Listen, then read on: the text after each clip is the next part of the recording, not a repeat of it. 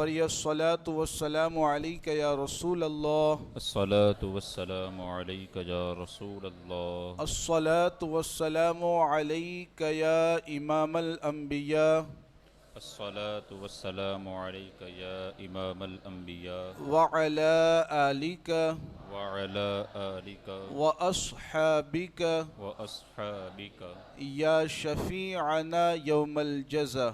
या शफीअना यौमल जज़ा। प्यारे आका अलैहिस्सलातु व तस्लीम के प्यारे दीवानों, खुतबे मसनूना के बाद जिस हदीस पाक को मैंने आपके सामने पेश किया, उस हदीस को रिवायत करने वाले सहाबी हुजूर अलैहिस्सलातु वस्सलाम के चचाज़ाद भाई और जलीलुल क़द्र सहाबी हज़रत अब्दुल्ला इब्न अब्बास रदियल्लाहु ताला अन्हुमा के कहते हैं कि अल्लाह के रसूल अलैहिस्सलातु वस्सलाम ने इरशाद फरमाया, मन तमस्सक बिसुन्नती इंद फसादी उम्मती फलहू मिअतु अजरु मिअती शहीद। हुजूर अलैहिस्सलातु वस्सलाम ने फरमाया कि जिस वक्त मेरी उम्मत में इंतशार पैदा हो जाए, जिस वक्त मेरी उम्मत में फसाद पैदा हो जाए, जिस वक्त मेरी उम्मत का हाल ये हो कि वो सुन्नतों को तर्क करते हुए नज़र आए, ऐसे मौके पर अगर कोई शख्स मेरी सुन्नत को मजबूती से थामता गए और मजबूती से उस पर अमल पैरा हो जाता गए, तो अल्लाह के रसूल अलैहिस्सलाम फरमाते हैं कि एक सुन्नत पर अमल करने वाले को कितना सवाब मिलेगा। जब उम्मत में इंतशार और फसाद फैल जाए, ऐसे मौके पर एक सुन्नत पर अमल करने वाले के लिए अजरू मिअती शहीद यानी 100 शहीदों के बराबर सवाब लिखा जाता है। आप गौर फरमाएं कि सुन्नत रसूल अलैहिस्सलातु वस्सलाम पर अमल करने का सवाब कितना गए, और अल्लाह के रसूल अलैहिस्सलातु वस्सलाम ने जो ख़बर दी गए, आज इस बात को हम अपनी नज़रों से देख रहे हैं कि लोग हुजूर अलैहिस्सलाम की सुन्नतों से दूर होते हुए नज़र आ रहे हैं। तो ऐसे मौके पर हमारी ये ज़िम्मेदारी बनती है कि हम सुन्नत मुस्तफ़ा अलैहिस्सलाम पर अमल करके दुनिया वालों के सामने हुजूर अलैहिस्सलाम की सीरत और सुन्नत को वाज़े करें, और दुनिया वालों के सामने सुन्नत मुस्तफ़ा पर अमल करके ये बताएं कि हुजूर अलैहिस्सलाम की सुन्नतें कितनी अच्छी और कितनी उम्दा है। तो इस हदीस के मफ़हूम को, इस हदीस के अल्फाज को हमेशा अपने जहनों में रखें और अमल की भी कोशिश करें। मन तमस्सक बिसुन्नती इंद फसादी उम्मती फलहू अजरू मिअती शहीद। अब आइए सवालात व जवाबात का सिलसिला शुरू करते हैं। अस्सलामु अलैकुम व रहमतुल्लाहि व बरकातुहू। वालेकुम अस्सलाम। हुजूर मुफ्ती साहब की बारगाह में सबसे पहला सवाल ये है कि अगर कोई शख्स साहिब निसाब नहीं है और ना ही उस पर कोई कर्ज़ वग़ैरह है, लेकिन उसके पास कुर्बानी का कोई जानवर है और वो उसकी कुर्बानी करना चाहता है, तो क्या वो उसकी कुर्बानी कर सकता है? सवाल में जैसा बताया गया कि वो मालिक निसाब नहीं गए, तो जब मालिक निसाब नहीं गए तो शरन ऐसे शख्स पर कुर्बानी लाजिम नहीं गए। लेकिन फिर भी अगर वो किसी जानवर की कुर्बानी करना चाहता गए तो उसके लिए कुर्बानी करना बिल्कुल जायज़ है, बल्कि मुस्तहब और अच्छा काम है। इसके लिए नफली कुर्बानी करने का हुक्म रहेगा और वो नफली कुर्बानी करने के सवाब का हकदार होगा। तो मालिक निसाब अगर न भी हो बंदा और वो कुर्बानी करना चाहता है, बिल्कुल इजाज़त है, उसके लिए कुर्बानी का सवाब होगा, नफली कुर्बानी का सवाब उसके नामे आमाल में लिखा जाएगा। जी हुजूर, एक सवाल ये है कि जिस पर कुर्बानी वाजिब है और वो हुज़ूर अलैहिस्सलातु वस्सलाम के नाम से या किसी और बुज़ुर्गान दीन के नाम से कुर्बानी करना चाहता है, तो क्या इस सूरत में कुर्बानी उसकी अदा हो जाएगी? जिस पर कुर्बानी वाजिब और शरीयत के एतबार से ज़रूरी है, शरीयत का हुक्म यही है कि जब भी वो कुर्बानी के लिए जानवर ख़रीदे और जब भी जानवर की कुर्बानी करें तो वो अपने नाम ही से जानवर की कुर्बानी करें। हाँ, अगर वो हुज़ूर अलैहिस्सलातु वस्सलाम की बारगाह में सवाब पहुँचाना चाहता है, अंबियाए किराम या बुज़ुर्गान दीन की बारगाह में वो सवाब पहुँचाना चाहता है, तो बिल्कुल सवाब तोहफ़तन और हदियतन उनकी बारगाह में पहुँचाया जा सकता है, इसमें शरन कोई हरज नहीं है। वरना अगर कुर्बानी वाजिब है तो अपने नाम से कुर्बानी करनी चाहिए, अपने नाम से कुर्बानी की जाए, और उसके अलावा जो सवाब है वो मरहूमीन की बारगाह में हुज़ूर अलैहिस्सलाम और दीगर अंबिया और औलिया किराम की बारगाह में उसका सवाब पहुंचा सकता है कि इसमें कोई हरज नहीं है। तो यही तरीका मुनासिब है कि अपने नाम से कुर्बानी करें और सवाब तमाम मरहूमीन की बारगाह में पहुंचाए, तो कुर्बानी के ज़रिया वाजिब भी अदा हो जाएगा और उसका जो सवाब है वो तमाम मरहूमीन की बारगाह तक पहुंच जाएगा। तो ये तरीका मुनासिब है, इसी पर अमल किया जाए।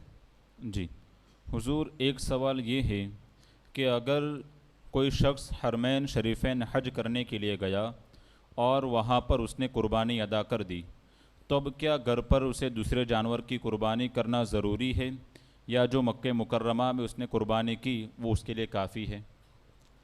हरमैन तैयबैन जब हज के लिए जाते हैं तो तलबाए किराम तो जानते होंगे, आवाम के लिए मैं ये मसला बयान कर दूं कि जब यहाँ से आम तौर पर या दूसरे किसी मुल्क से आम तौर पर लोग हज के लिए जाते हैं तो तरीका ये होता है कि पहले उम्रा किया जाता है, उम्रा करने के बाद एहराम से बाहर हो जाते हैं, फिर जब 8वीं ज़ुल्हज्जा का दिन आता है तो उस वक्त हज का एहराम बांधा जाता है। तो आम तौर पर यही तरीका होता है, हिंदुस्तान से अगर कोई जाए या किसी और मुल्क से जाए तो इस तरह का जो हज किया जाता है, तो ऐसे हज के बारे में शरीयत का हुक्म ये होता है कि ऐसा हज करने वाले पर हज की वजह से शुक्राने के तौर पर एक जानवर की कुर्बानी करना लाजिम होता है। तो ये कुर्बानी हज की वजह से लाजिम हुई है और ये कुर्बानी शुक्राने के तौर पर, शुक्रिया अदा करने के तौर पर लाजिम होती है। तो ये कुर्बानी हज की जो होती है ये अलग कुर्बानी है।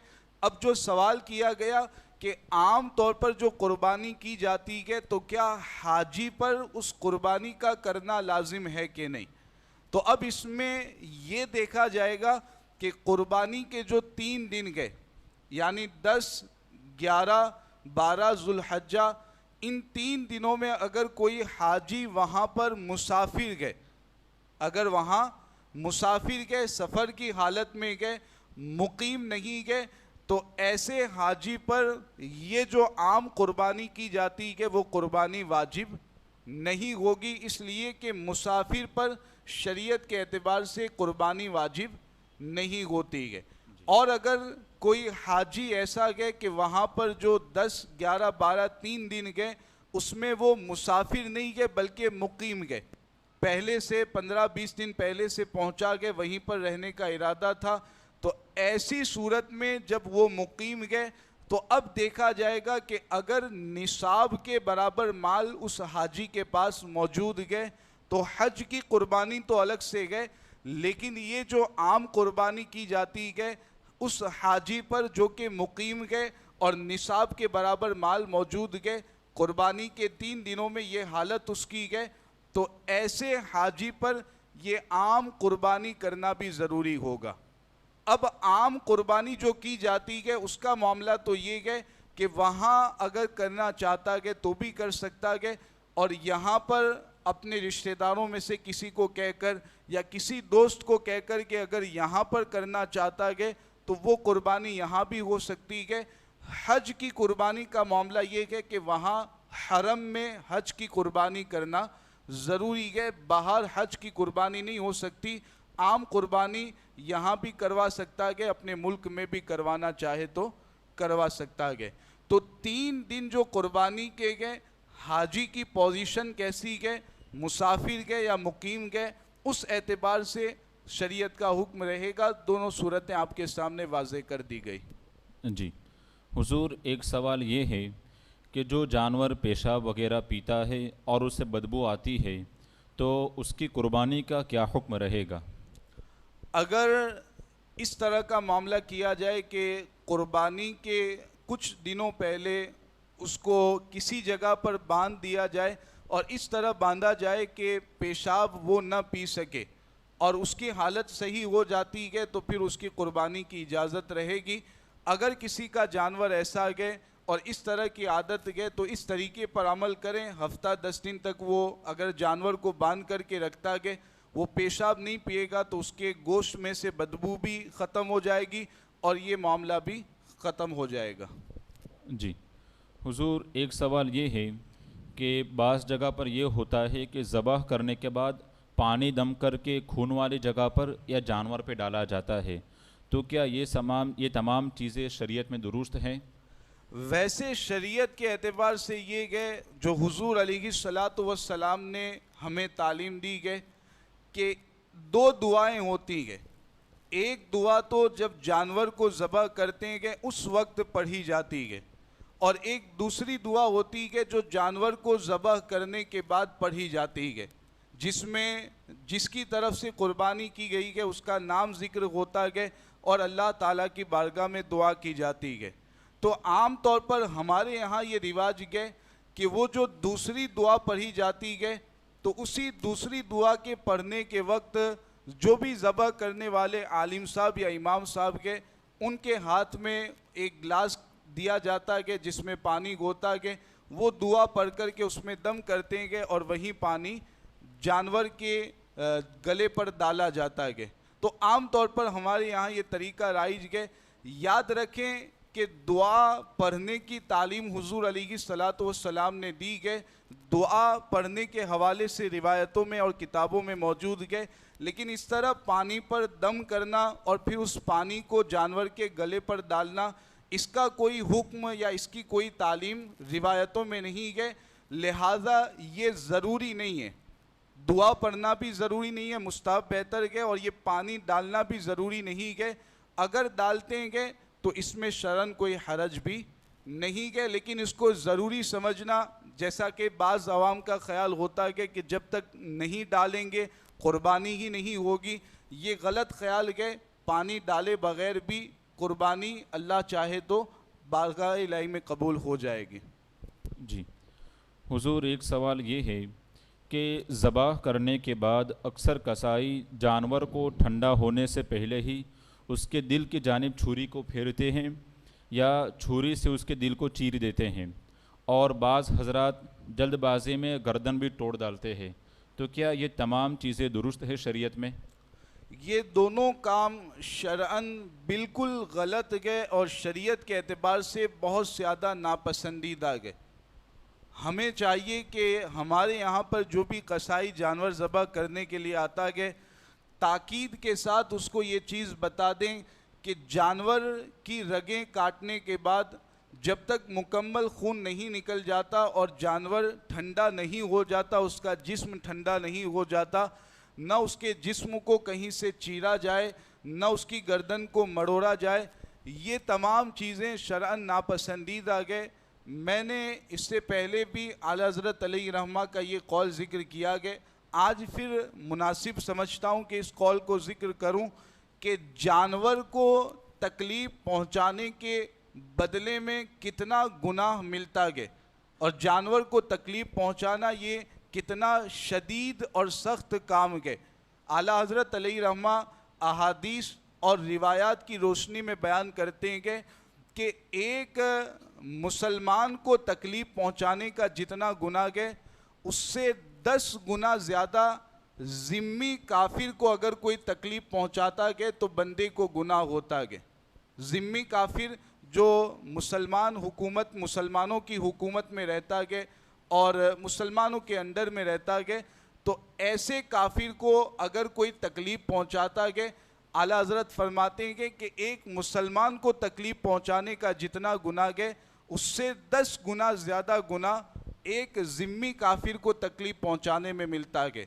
और आगे आला हजरत अलैहि रहमा फरमाते हैं कि ज़िम्मी काफिर को तकलीफ पहुंचाने में जितना गुनाह मिलता है उससे 10 गुना ज़्यादा किसी जानवर को बग़ैर उज़्र शरी के तकलीफ पहुंचाने में गुनाह मिला करता है। आप गौर फरमाएं कि जानवर को तकलीफ पहुंचाने में और जानवर को अजियत पहुंचाने में बंदा कितना बड़ा गुनहगार होता है।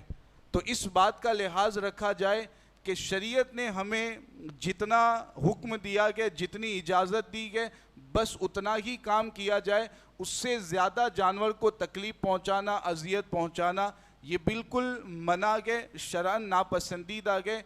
कसाई जब भी आपके यहाँ आए तो ये जो 2-4 बातें बताई गई आप खुसूसी तौर पर ताकीदन उससे कह दें ताकि वो भी अमल करें, वो भी गुनाह से बचें और आप भी गुनाह से बच जाएं।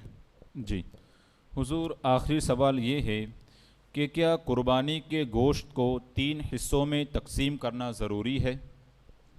मुस्तहब और बेहतर ये है कि कुर्बानी का गोश्त 3 हिस्सों में तकसीम किया जाए। एक हिस्सा अपने लिए, एक हिस्सा रिश्तेदारों के लिए और एक हिस्सा गरीब मुसलमान मिस्किनों के लिए। तो ये जो हुक्म है ये ज़रूरी नहीं है बल्कि सिर्फ मुस्तहब और बेहतर है। अगर कोई ये करता है कि मुकम्मल गोश्त गरीबों के दरमियान तकसीम कर देता है या मुकम्मल गोश्त अपने रिश्तेदारों के और गरीबों के दरमियान तकसीम कर देता है, कोई गुनाह नहीं है, बल्कि अगर अच्छी नीयत के साथ करता है तो ज़्यादा सवाब का वो हकदार होगा। तो याद रखा जाए, हमारे यहाँ पर कुछ लोग ये समझते हैं कि 3 हिस्से करना इस तरीके से ज़रूरी है कि अगर कोई 3 हिस्से नहीं करेगा तो वो गुनहगार होगा। ये बिल्कुल गलत ख्याल है, गलत तसव्वुर है। शरीयत का हुक्म मैंने बता दिया कि आप के लिए 3 हिस्से करना मुस्तहब है। अगर फ़कीरों की ज़रूरत ज़्यादा है, आप तमाम गोश्त या ज़्यादा गोश्त उनके दरमियान तकसीम करते हैं तो ये तो और ज़्यादा सवाब का काम है और ज़्यादा अच्छा काम है। तो 3 हिस्से करना मुस्तहब और बेहतर है, ज़रूरी शरीयत के एतबार से नहीं है। जज़ाकल्लाहु खैरा। बिस्मिल्लाहिर्रहमानिर्रहीम। अल्लाहुम्मा सल्लि अला सय्यिदिना मौलाना मुहम्मदिन व बारिक वसल्लिम सलातन व सलामन अलैका या रसूल अल्लाह सल्लल्लाहु तआला अलैहि वसल्लम। अल्लाहुम्मा गफिर लना व अंत खैरुल गाफिरीन। अल्लाहुम्मा रहमना व अंत खैरुर राहिमीन। अल्लाहुम्मा अदखिलना फ़ी रहमतिका व अंत अरहमुर राहिमीन। अल्लाहुम्मा इन्नका अफ़ुव्वुन तुहिब्बुल अफ़्व फ़अफ़ु अन्ना या करीम। व सल्लल्लाहु तआला अला खैरि ख़ल्क़िही मुहम्मदिन व अला आलिहि व अस्हाबिही अजमाइन बिरहमतिका या अरहमर राहिमीन।